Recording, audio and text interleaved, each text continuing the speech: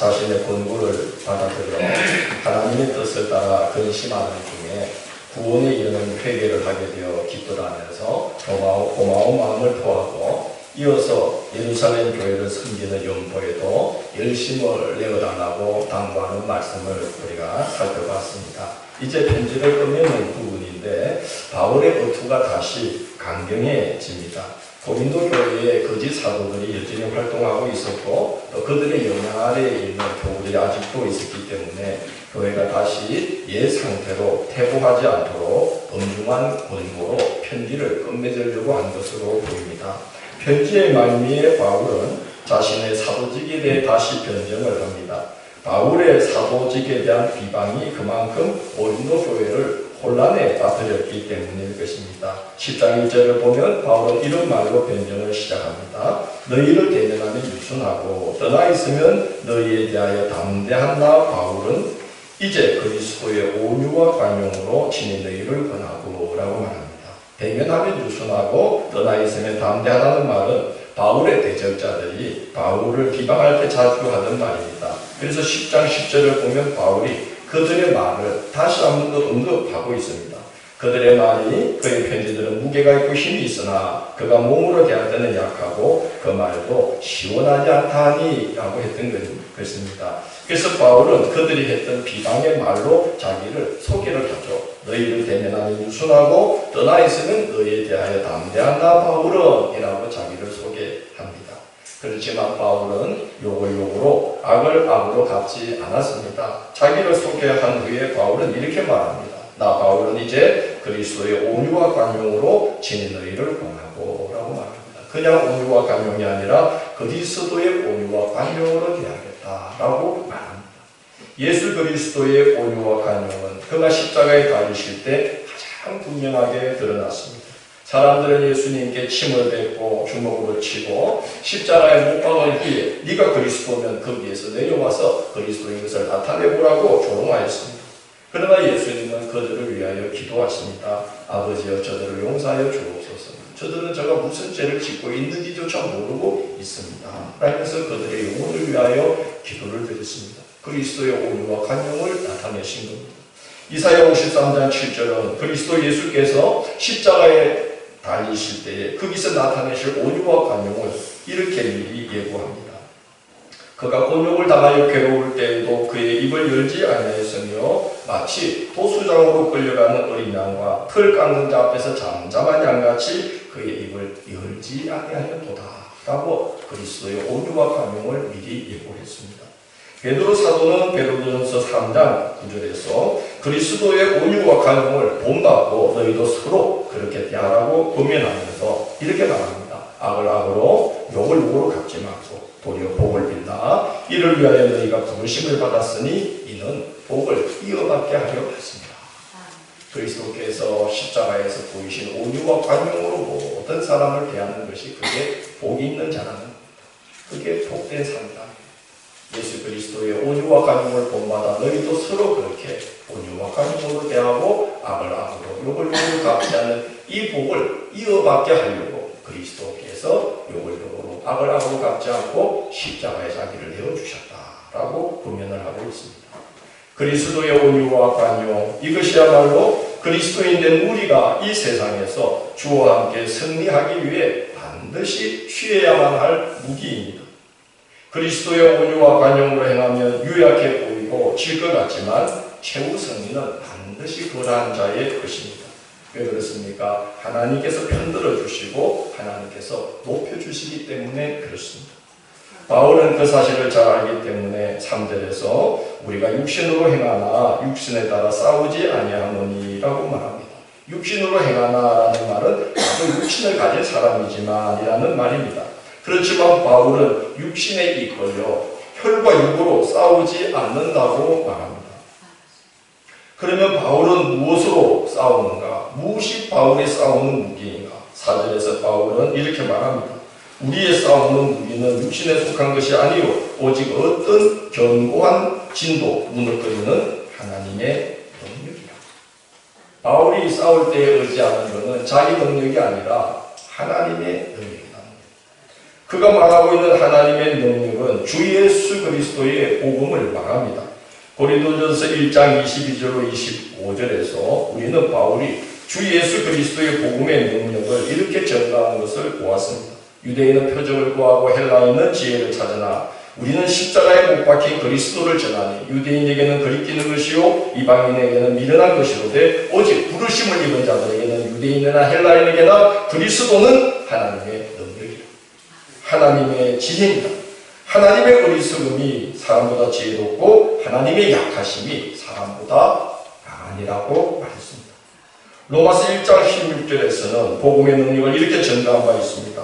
내가 복음을 부끄러워하지 아니하노니 이 복음은 모든 믿는 자들에게 구원을 주시는 하나님의 능력이 됩니다. 오늘 본문 10장 4절 5절에서 바울은 주 예수 그리스도의 복음의 능력, 그 복음의 능력을 통해서 나타난 하나님의 능력을 이렇게 전가합니다.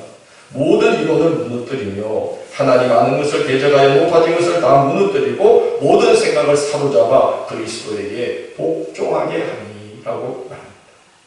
그러나 고린도 교회에는 여전히 육신을 따라 싸우고 육신에 속한 것으로 무기를 삼는 자들이 있었습니다.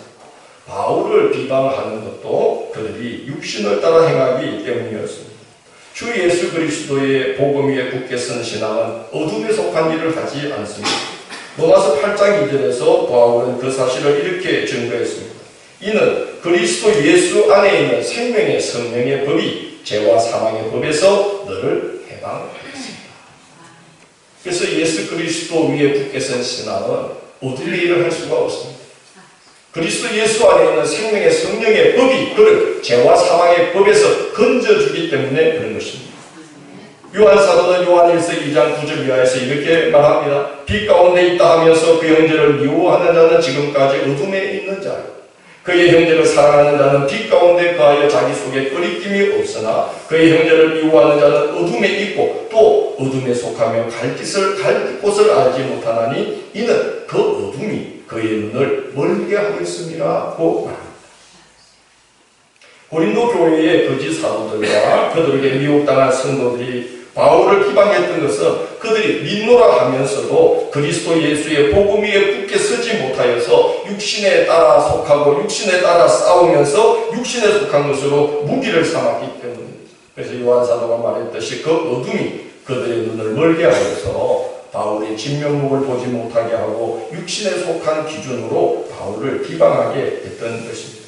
그래서 오늘 본문 10장 7절을 보면 바울은 안타까워합니다. 너희는 외모만 보는도다. 이 말보기가 육신에 속하여서 육신에 속한 것으로 사람을 판단하고 육신에 속한 무기로 싸우려고 하고 있도다 라고 안타까워하는 것입니다. 물론 바울은 외모가 보잘것 없었습니다. 사도다운 풍고도 없었다고 합니다.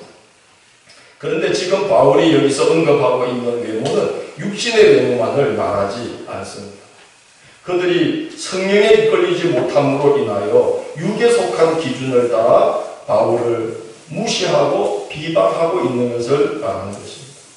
그 중에 한 예로 든 것이 10장 10절의 말씀이죠. 그들의 말이 그의 편지들은 무게가 있고 힘이 있으나 그가 몸으로 대할 때는 약하고 그 말도 시원치 않다라고 이제 비방을 한 겁니다.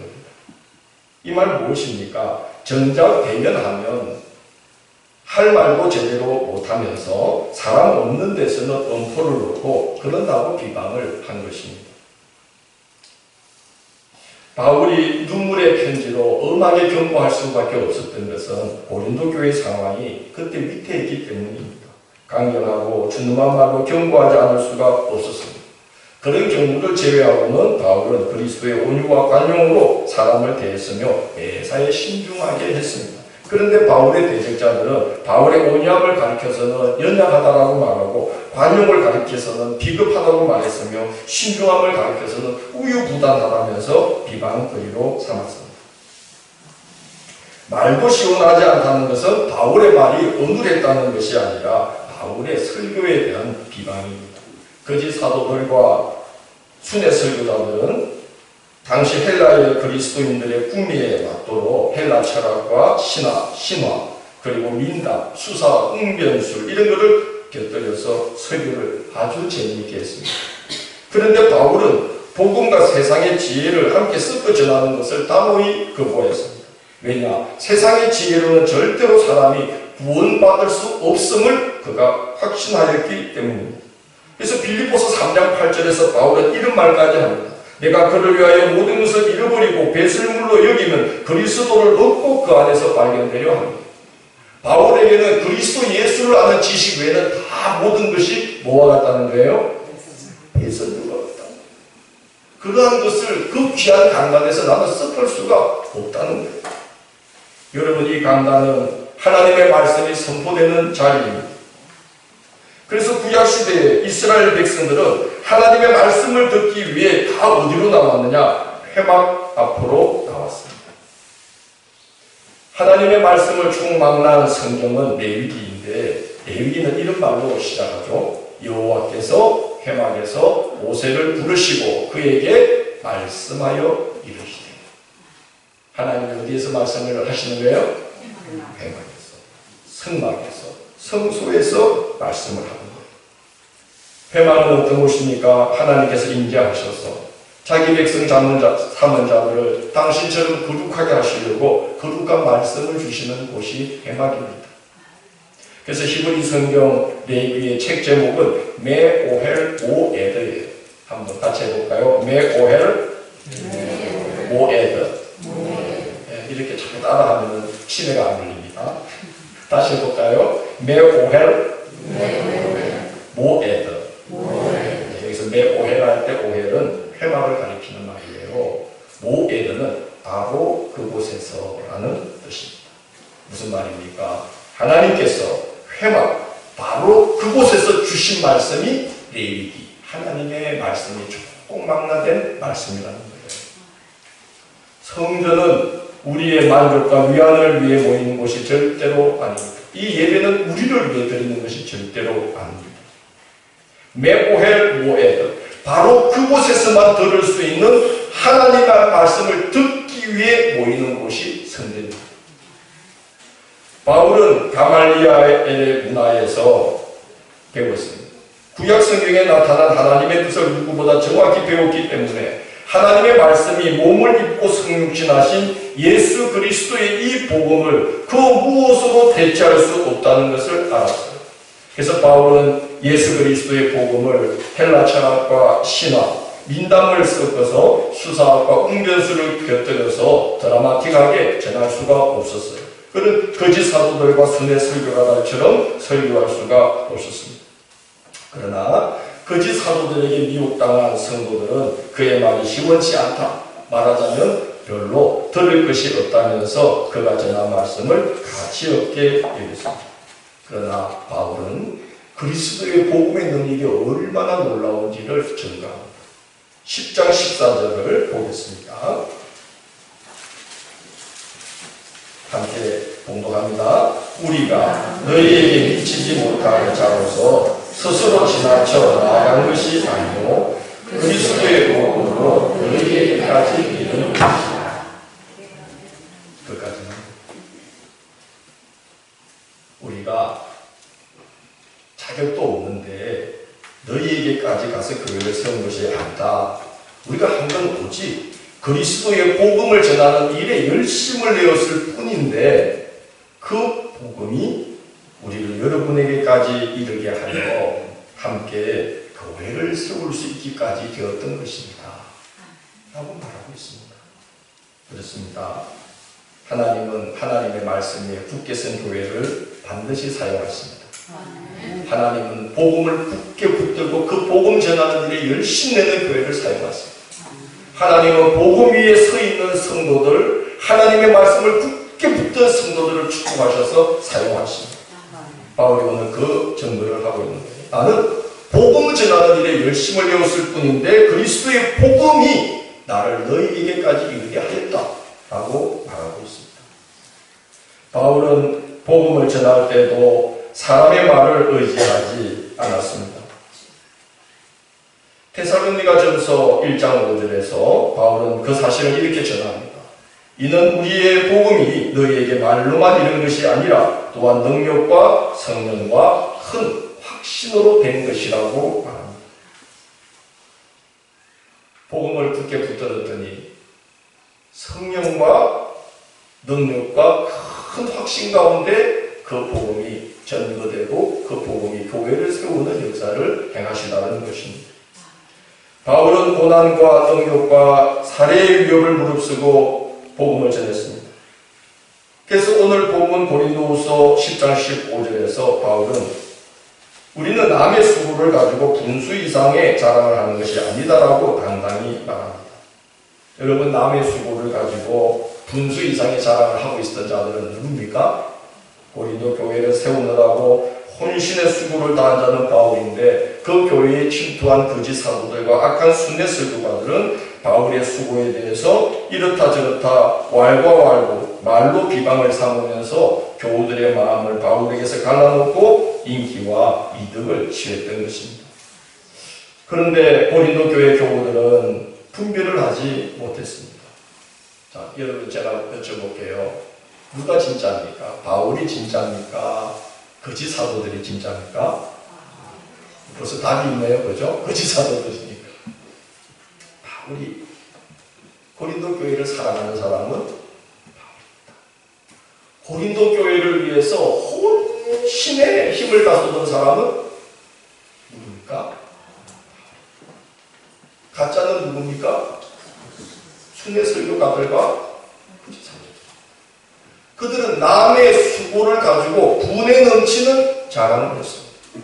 바울이 그 교회를 세우느라고 온갖 힘을 다해서 세워냈는데 이것저것 흠집을 내면서 그들은 말만 하면서 교우들의 마음을 바울에게서 갈라놓고 명예와 이익을 취하는 데에만 그들은 욕심을 내었습니다. 그런데 성도님들이 분별을 하지 못했다는 거예요. 11장 2절 3절을 한번 같이 봅시다. 공독합니다. 내가 하나님의 열심으로 너희를 위하여 열심을 내리니 내가 너희를 정결한 처녀로 한 남편이 그리스도께 드리려고 중요하니라. 그러나 나는 개인이 극단적으로 하와를 미혹하는 것 같이 너희 마음이 그리스도를 향하는 진실함과 깨끗함에 있었다. 후회할까 두려워하노라. 지금 바울은 자기를 뭐라 그러죠? 뭐다? 중매? 열심히 하는 사람을 쟁이라고 그러죠. 그죠? 무슨 쟁이들이 있죠? 개구쟁이, 개구쟁이 좀 아닌 것 같고요. 뭐 개구장이 짓을 열심히 하니까 개구쟁이. 또 무슨 쟁이들이 있죠? 땡쟁이, 옛날에 그죠? 옛날에 그릇도 떼었잖아. 얼마나 아꼈는지, 땡쟁이. 또 무슨 쟁이가 있죠? 예수쟁이는 너무 빨리 답을. 무슨 쟁이가 있나요? 생각해보니까 별로 없네요. 중매하는 일에 열심히 내는 뭐죠? 중매쟁이. 바울은 하나님께서 택한 백성들로 하여금 그리스도 예수의 신부가 되게 하려고 수고를 아끼지 않았어요. 그래서 자기를 한 남편이 그리스도께 뭐 하려고 하는 자라? 중매하려고 하는 자라. 여기서 중매한다는 말의 원뜻은 결합시킨다, 함께 맞춘다라는 뜻이에요. 결합시킨다, 함께 맞춘다. 여러분, 차가 시동 걸리면 그냥 가는 것 같지만 안 그래요. 저는 얼마 전까지 수동차를 탔잖아요. 스티브. 그래서 항상 차를 몰 때 뭘 넣어야 되죠? 기아를. 고바이가 나타나면 몇 단? 다 오토를 쓰시니까 모르나 봐. 몇 단? 일단 탁 넣으면요, 이게 엔진에서 폭발할 때 그 축에서 나오는 톱니바퀴, 이게 가장 작은 톱니바퀴가 타다닥 올라와가지고 이쪽에 바퀴로 가는 회전축에 있는 톱니바퀴에 제일 큰 데 딱 물려요. 딱 결합돼가지고 이게 깨끗하게 하면서 돌아가면서 이게 천천히 힘을 받아서 오르막을 올라가요. 그래서 깨끗하게 하면서 일단 넣고 그 높은 고바의 길을 지리산도 올라 일단 넣는. 그러다가 평지가 탁 나오면은 또 기아를 몇 단 넣는 거예요? 3단 가면 안 돼. 5단 탁 넣으면 그 엔진 내에 있는 톱니바퀴에 축에 붙어있는 톱니바퀴 제일 큰 톱니바퀴 그거를 이쪽에 회전축에 있는 바퀴에 있는 제일 큰 톱니바퀴하고 탁 눌러놓으면요 5단, 6단 밟고 그냥 밟으면 밟는 대로 막 100, 120, 150 막. 그래서 한양에서 뭐 서울까지 오르막 내리막 다 물길 바깥길은 다 하면서 이제 전국을 다닐 수 있어요. 예.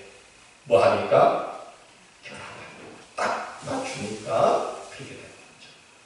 바울이 여기서 나는 한 남편이 그리스도께 여러분을 중매시키려고 했다는 말은 예수님과 꼭 결합되게 해서 그래서 무슨 일이나 하나님의 일들을 복되게 감당하는 사람들과 교회가 되게 하려고 나는 혼신의 수고를 다하는 중개쟁이 역할을 했다는 거예요. 결합시키려고 했다는 거예요. 여러분을 누구와? 예수 그리스도와 결합시키려고 막 많이 기도하고 눈물로 통회하면서 눈물의 편지를 써가 기도하면서 애원도 하고 야단도 치고 호소도 하고 기도도 하고 가르치기도 하고 애를 태우면서 그 고린도 교회 성도들을 누구와 결합시키려고? 예수 그리스도와 결합시키려고 딱 맞춰서 돌아가게 하려고 최선을 다했다는 거예요. 누가?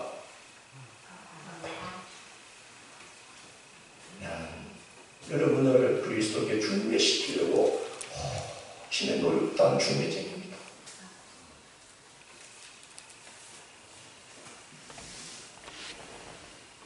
요즘 저희 교회 새벽기도에 자매 두 분이 나오고 계셔서 우리 교인이 아닙니다.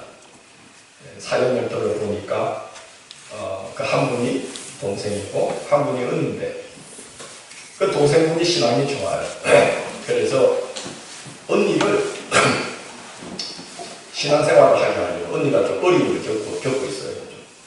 저도 몰랐는데 사연을 들어보니까 그래서 이제 교회가 멀리 있으니까 나는 언니의 이 교회 저 교회 가보는데 언니가 이상하게 우리 교회 오면 편하다고 할렐루야.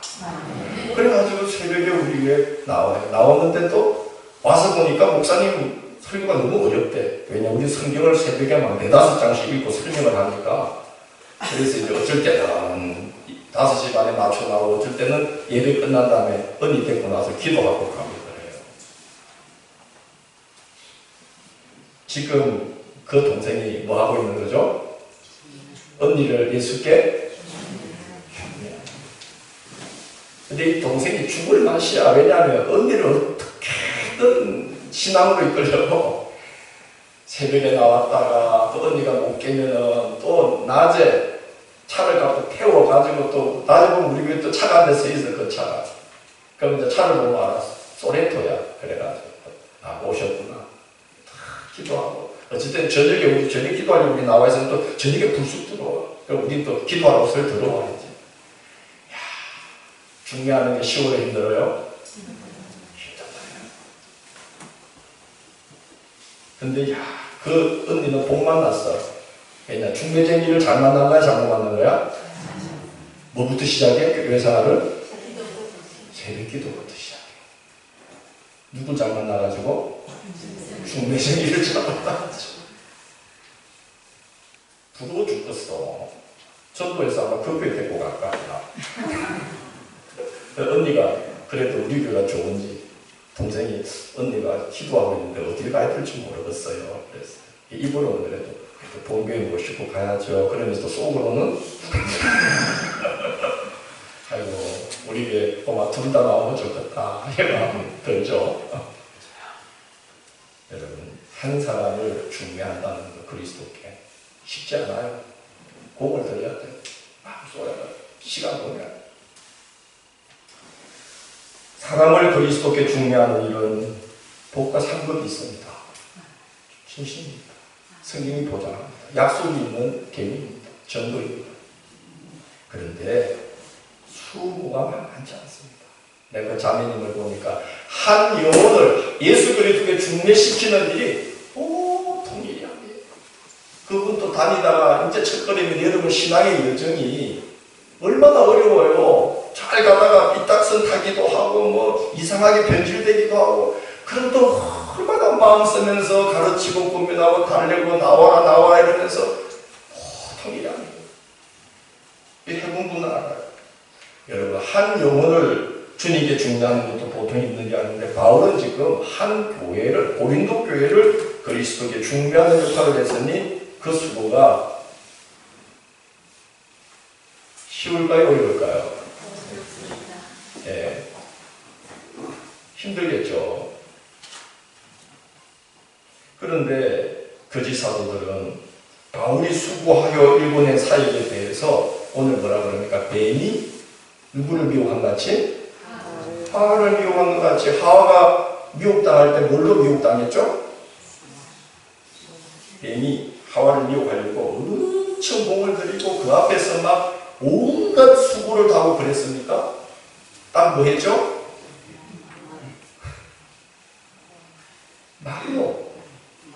말로 한마디 그 말이 그냥 꼽혔어요. 그래서 그 하나님에게서 시작된 그 생명이 하나님을 떠나버렸어요.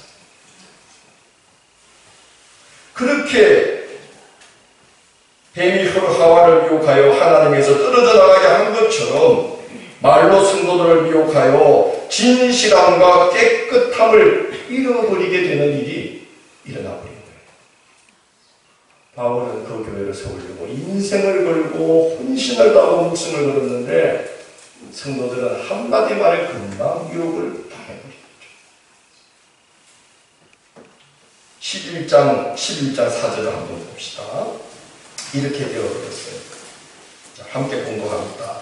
만일 누가 가서 우리가 전파하지 아니한 다른 예수를 전파하거나 혹은 너희가 받지 아니한 다른 영을 받게 하거나 혹은 너희가 받지 아니한 다른 복음을 받게 할 때에는 너희가 잘 공감하는구나. 세상에 바울이 그 교회를 세우려고 애를 써도 제대로 안 되고 돌아서서 비방하고 그러더니 이 거짓 사도들이 와서 거짓을 가르치고 그러는데 그들의 말은 잘도 받아들였어. 이게 자기들을 살리는 건지 죽이는 건지 분간도 못하고 그들의 말을 미혹되어서 바울에 대해서 악감정까지 품고 그래서 그가 전한 복음을 거부하고 그가 전한 복음은 부족하다고 여겨서 거짓 사도들이 전하는 설교를 바울의 것과는 다르다 그래하여 다른 복음이다 그러면서 그 복음 받아들이기를 기뻐했다.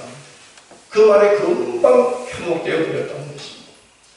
여러분, 교회에 미혹의 영이 튼다면 별걸로 다 미혹을 당하게 됩니다. 항상 기도하시기 바랍니다. 여러분 모두가 다 바울 같은 예수 그리스도께 사람들을 결합시키는 중매쟁이 되시기를 부탁합니다. 미혹되기 시작하면 어떤 걸로도 미혹을 당하느냐. 자, 11장 7절에서 9절을 한번 봅니다. 봉독합니다. 내가 너희를 높이려고 나를 낮추어 하나님의 복음을 값없이 너희에게 전하고도 죄를 지었느냐. 내가 너희를 섬기기 위하여 다른 교회에서 비용을 받은 것은 옳지 않은 것이라. 또 내가 너희와 함께 있을 때 비용이 부족하였을 때 아무에게도 누를 끼치지 아니하였으면 마게도냐에서 온 형제들이 나의 부족한 것을 보충하였습니다. 내가 모든 영혼에게 해를 끼치지 않기 위하여 스스로 조심하였고 또 조심하리라. 여러분 이해를 돕기 위해서 세번역 성경을 가지고 설명을 해드릴게요. 이렇게 말하는 거예요. 내가 여러분을 섬길 때는 보수를 받지 않고 다른 교회에서는 보수를 받았다면 그러면 내가 그들 교회에서는 탈취한 겁니까? 그래서 그래요. 탈취한 것이라고 칩시다. 그럴지라도 그걸로 당신들을 섬긴 것 아니겠습니까? 내가 고린도 교회를 보수 없이 섬기느라고 부족한 부분을 마게도냐 교회들이 채워주었습니다. 그래서 여러분을 섬길 때 보수 없이 섬길 수 있었던 것입니다. 라고 지금 바울이 변증을 하고 있는 거예요. 바울이 보수를 받지 않고 고린도 교회를 세워나가니까 뭐라고 비방을 하기 시작했냐면은 사도로서의 자격이 없는 자이기 때문에 무보수로 섬기고 있는 것이 아니다 라는 비방까지 했던 것입니다. 이 고린도 교회 어떻게 하면 좋아요? 이런 지경까지 교회가 가요. 여러분 지금 고린도 교회 성도들이 바울을 비방해야 됩니까? 고마워해야 됩니까? 미안해야 됩니까? 비방해야 됩니까? 미안해야 되죠. 그들은 바울이 고린도 교회를 섬길 때 마케도냐 교회가 사람들을 보내서 바울을 지원하는 선교비를 보낸 걸 그들은 다 봤습니다. 그래서 바울이 마케도냐 교회에 도움을 얻어서 그 고린도 교회를 살해를 받지 않고 열심히 섬기는 것을 봤던 거죠. 그럼에도 불구하고 그들은 바울의 사도의 자격을 터잡으면서 바울의 수고를 폄하하고 무가치한 것으로 만들어버렸어요. 교회가 미혹당하면 이 지경까지 갈 수 있다. 성도의 영에 미혹의 영이 틈타면 이렇게까지 될 수 있다. 맞습니까? 틀립니까? 다시 여쭤볼게요. 맞습니까? 조심해야 돼요. 고마워해야 될 걸 비방을 하고 미안해해야 되는데 비방을 하고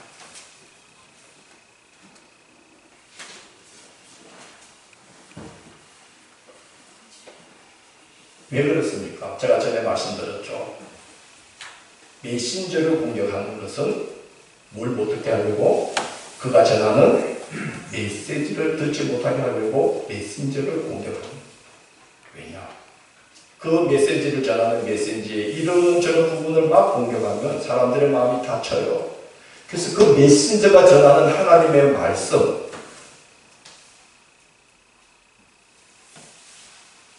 마오헬 모에더, 바로 그곳에서만 들을 수 있는 그 하나님의 말씀을 지금 성경에서 전하는데도 마음이 다쳐서 그 귀한 메시지를 듣지 못하고 있는 거죠.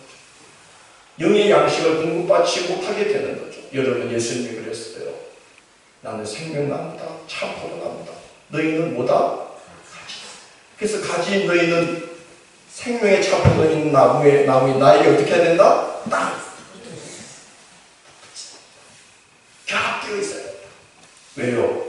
그래야 나무의 진액과 생명을 가지가 달아들여서 어떻게 되죠? 싹이 타고 꽃이 피고 열매가 되고 그 열매가 뭐가 되죠? 씨가 되고 그래서 좋은 순환이 이루어집니다. 붙어 있기는 한데 생명을 공급받지 못해. 이 나무는 결국 어떻게 될까? 이 가지는 제가 너티나무를 보면요, 한 번씩 잔디밭에서 그 너티나무 잔가지들을 많이 치워요. 작지 않아요. 큰 이만한 가지들이 봄 되면 겨울 지나고 나면 뚝뚝 부러져서 떨어져 있어요. 왜 그렇죠? 붙어만 있었던 거죠. 붙어만 있었던 거죠. 생명을 공급받으려고 결합되어 있지 않고 붙어만 있었던 거예요. 그런 가지들은 떨어져. 우리가 이 신앙의 길에 끝까지 승리하려면 생명의 포도나무 되신 예수님께 꼭 붙어있어요. 그래야 생명을 공급받아서 싹이 나고 꽃이 피고 열매 맺고 씨를 남기는 복된 성도가 될 수 있어요. 바울은 이거 하려고 결합시키려고 그렇게 애를 쓴 거예요. 중매제. 여러분, 고린도 교회가 이 지경까지 간 이유는 그 귀한 영혼들 깨끗함과 순전함을 잃어버려서 떨어져 나가게 만들고 부러진 가지가 되게 만들고 신앙의 길에서 떨어져 나가게 만들려고 메신저인 바울을 막 공격하게 합니다. 그래서 이런 비방까지 하게 된 것이죠. 바울은 고린도 교회를 너무 사랑해서 그런 비방을 막 받고 배척당하고 근거 없는 미움을 받으면서도 고린도 교회를 포기하지 않습니다. 11장 12절 한번 같이 읽어봅니다. 공부합니다. 나는 내가 되고 그대로 앞으로도 하리니 기회를 갖는 자들이 그 자랑하는 일로 우리와 같이 인정받으려는 그 기회를 끊으려 합니다. 무슨 말입니까? 여러분, 비방을 하실지라도 저를 배척하실지라도 참 터무니없는 그런 것까지 비방을 할지라도 나는 여러분 버리지 않고 포기하지 않고 나는 내가 해온 그대로 앞으로도 어떻게 하리니? 끊임없이 여러분을 위해서 기도할 거다. 언제까지? 틈틈이 기회를 찾는 그들에게서 더 이상 기회를 찾을 수 없을 때까지, 교회가 온전히 있을 때까지 나는 고린도 교회를 포기하지 않을 겁니다. 여러분, 교회 하나가 제대로 서려면 목회자가 그 교회에 인생을 갈아 넣어야 된다고 합니다. 갈아 넣어야 되는 거죠. 선발을 해도 무슨 비방을 해도 무슨 시험이 들어도 나는 이 교회에 내 인생을 갈아 넣겠다. 그런 목회자가 서 있는 교회는 복된 교회입니다. 어떤 교회가 그런 교회예요? 한양제일교회 말고 나는 수 틀리면 떠나가. 갈 데가 없어서 있어. 나는 목사님들이 내가 갈 데가 없어서 여기 있는 줄 아세요 그러는데 그렇게 허세 부리면 안 되지. 난 갈 데가 없어. 여기서 끝내야 돼. 끝까지. 어떻게? 끝까지.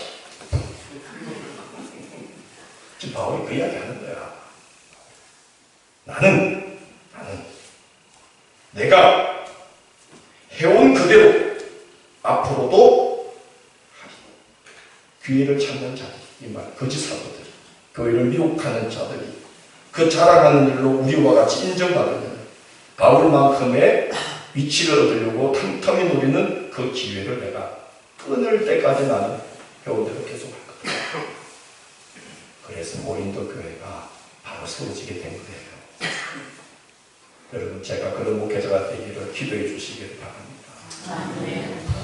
무슨 일이 있어도 무슨 시험이 있어도 나는 이 교회가 온전히 설 때까지 내 목회 인생을 다 미리 갈아넣겠다. 바치겠다.